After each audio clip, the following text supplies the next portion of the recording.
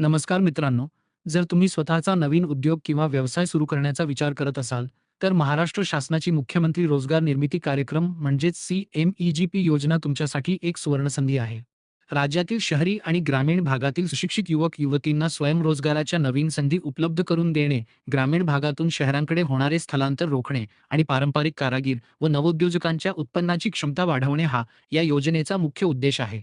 ही योजना उद्योग संचालनालय, जिल्हा उद्योग केंद्र आणि महाराष्ट्र राज्य खादी व ग्रामोद्योग मंडळ यांच्यामार्फत बँकांच्या सहकार्याने संपूर्ण महाराष्ट्रात प्रभावीपणे राबवली जात आहे.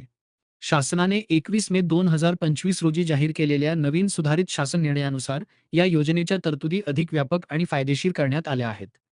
या योजनेमध्ये पूर्वीच्या घटकांसोबतच आता अनेक नवीन फायदेशीर व्यवसायांचा समावेश करण्यात आला आहे.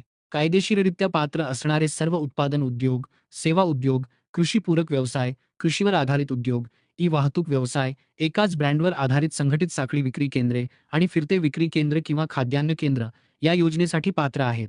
याशिवाय नवीन सुधारित तरतुदींनुसार आता कुक्कुटपालन, अंडी उबवणी केंद्र, मधुमक्षिका पालन, मत्स्यपालन, रेशीम उद्योग, शाकाहारी व मांसाहारी हॉटेल किंवा ढाबा व्यवसाय, होमस्टे, क्लाउड किचन, जलक्रिया मासेमारी आणि प्रवासी वाहतुकीसाठी बोट व्यवसाय करणारे तरुणही या योजनेचा थेट लाभ घेऊ शकतात. या योजनेचा लाभ घेण्यासाठी अर्जदार हा महाराष्ट्राचा स्थानिक रहिवासी असणे अनिवार्य आहे.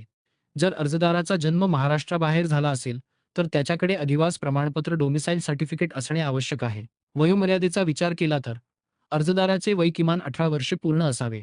विशेष म्हणजे नवीन सुधारणेनुसार कमाल वयोमर्यादेची अट शिथिल करण्यात आली आहे.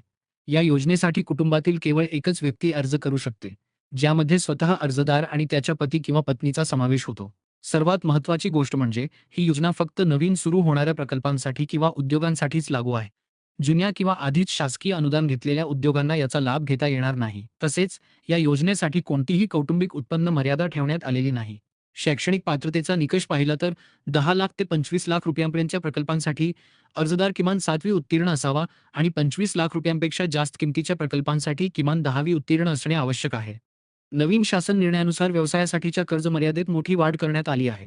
सेवा उद्योग आणि कृषीपूरक व्यवसायांसाठी आता कमाल प्रकल्प किंमत मर्यादा 20 लाख रुपयांवरून वाढवून 50 लाख रुपये करण्यात आली आहे. तसेच उत्पादन क्षेत्रातील मोठ्या प्रकल्पांसाठी ही मर्यादा 50 लाख रुपयांवरून थेट 100 लाख रुपये म्हणजेच 1 कोटी रुपयांपर्यंत वाढवण्यात आली आहे. प्रकल्प खर्चाच्या वर्गीकरणातही मोठे बदल झाले असून सेवा व कृषीपूरक उद्योगांसाठी खेळत्या भांडवलाची वर्किंग कॅपिटल मर्यादा प्रकल्प खर्चाच्या 60% पर्यंत आणि उत्पादन उद्योग प्रकल्पांसाठी खेळत्या भांडवलाची मर्यादा 40% पर्यंत ठेवण्यात आली आहे. प्रकल्प खर्चामध्ये जमिनीची किंमत समाविष्ट करता येत नाही, परंतु तयार बांधकाम किंवा वर्कशेडचा खर्च एकूण प्रकल्प खर्चाच्या कमाल 20% मर्यादेत ग्राह्य धरला जातो. जर वर्कशेड भाड्याने किंवा दीर्घ मुदतीच्या लीजवर असेल, तर 3 वर्षांच्या प्रमाणानुसार हा खर्च प्रकल्प खर्चात जोडता येतो. योजनेअंतर्गत मिळणारे शासकीय अनुदान मार्जिन मनी 2 भागांमध्ये विभागलेले आहे. अनुसूचित जाती SC, अनुसूचित जमाती ST, महिला, अपंग, माजी सैनिक, इतर मागास प्रवर्ग OBC, विमुक्त जाती व भटक्या जमाती VJNT आणि अल्पसंख्याक या विशेष प्रवर्गातील लाभार्थ्यांसाठी ग्रामीण भागात सेवा उद्योगाला 35% आणि उत्पादन उद्योगाला 35% अनुदान मिळते.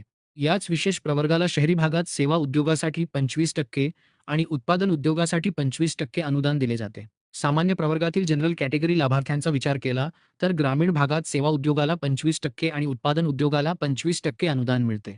तर शहरी भागात सामान्य प्रवर्गाला सेवा उद्योगासाठी 15% आणि उत्पादन उद्योगासाठी 15% अनुदान देय आहे.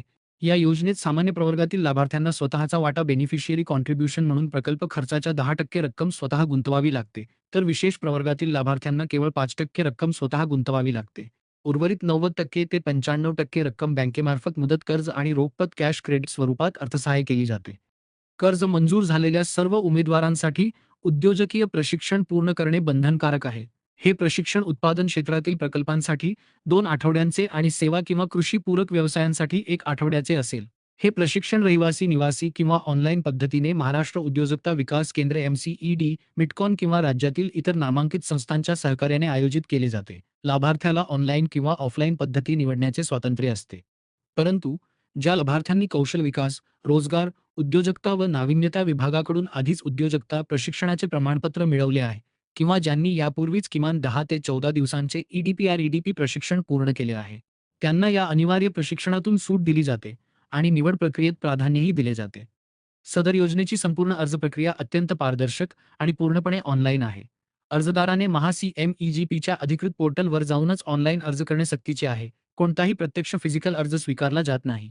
अर्जासोबत पासपोर्ट आकाराचा फोटो, आधार कार्ड, जन्म दाखला किंवा शाळा सोडल्याचा दाखला, शैक्षणिक पात्रतेचा तपशील, हमीपत्र, प्रकल्प अहवाल आणि आवश्यकतेनुसार जात प्रमाणपत्र किंवा विशेष प्रवर्ग प्रमाणपत्र अपलोड करावे लागते. या कागदपत्रांची साईज 300 KB पेक्षा कमी आणि प्रकल्प अहवालाची साईज 1 MB पर्यंत असावी. ऑनलाईन अर्ज सादर केल्यानंतर जिल्हास्तरीय छाननी व समन्वय उपसमिती अर्जांची प्राथमिक तपासणी करते. त्यानंतर जिल्हाधिकाऱ्यांच्या अध्यक्षतेखालील जिल्हास्तरीय कार्यबल समिती या अर्जांना मंजुरी देऊन ते पुढील प्रक्रियेसाठी बँकांकडे शिफारस करते. बँकेकडून प्रकल्पाची तांत्रिक आणि आर्थिक व्यवहार्यता तपासून कर्ज मंजूर केले जाते. बँकेकडून कर्ज मंजूर झाल्यानंतर आणि कर्जाचा पहिला हप्ता वितरित झाल्यानंतर बँक पोर्टलवर अनुदानाचा मार्जिन मनी दावा करते. हे अनुदानाचे पैसे लाभार्थ्याच्या कर्ज खात्यात टर्म डिपॉझिट रिसीट TDR म्हणून पुढील 3 वर्षांसाठी लॉक इन कालावधीत ठेवले जातात. या 3 वर्षांच्या काळात या अनुदानाच्या रकमेवर बँक कोणतेही व्याज देत नाही आणि तितक्या रकमेच्या कर्ज घटकावर लाभार्थ्याकडून कोणतेही व्याज आकारत नाही.